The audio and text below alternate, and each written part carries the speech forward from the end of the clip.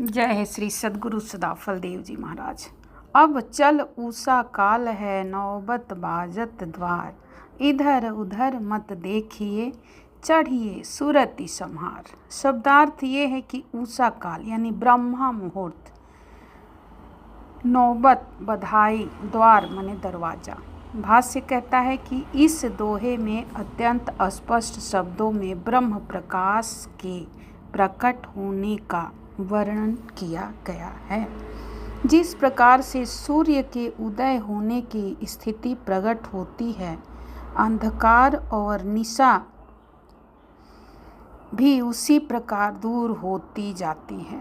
उषा काल माने अमृत बेला है। जिस प्रकार सूर्य की किरणें नहीं फूटी रहती है, बल्कि मरीचिमाली सूर्य अपनी प्रखर शक्ति पृथ्वी पर प्रकट करने की तैयारी करता है और अरुणोदय के आते ही तिमिर का क्षय होने लगता है और सूर्य के पूर्व प्रकट होने पर अंधकार की अत्यंत निवृत्ति हो जाती है, इसी प्रकार आध्यात्मिक क्षेत्र में ब्रह्म प्रकाश के उदय होने की स्थिति का वर्णन इस दोहे में किया गया है।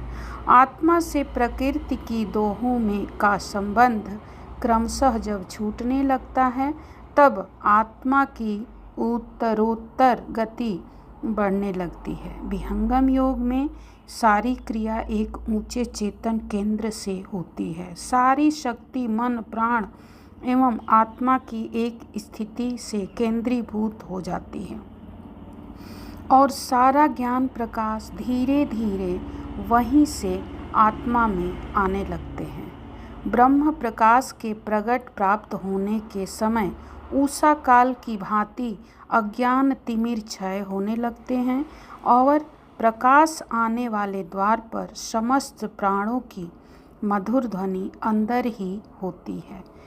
उस अवस्था में चेतन सुरति को योगी जन सब ओर से एकत्र कर बाहर न देखकर एक रूप से अपने गुरु प्रदेश में चढ़ जाते हैं।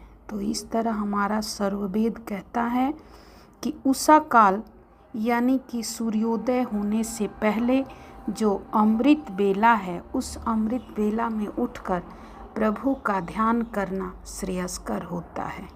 गुरु के शरण में प्रभु प्राप्ति का हमेशा योग बनाना, संयोग बनाना, यही हमारे मनुष्य धर्म का, मनुष्य का कर्तव्य है और हमें सद्गुरु की शरण में रहकर उषा काल में, अमृत बेला में प्रार्थना और ध्यान करना चाहिए। जय हे सद्गुरु सदाफल।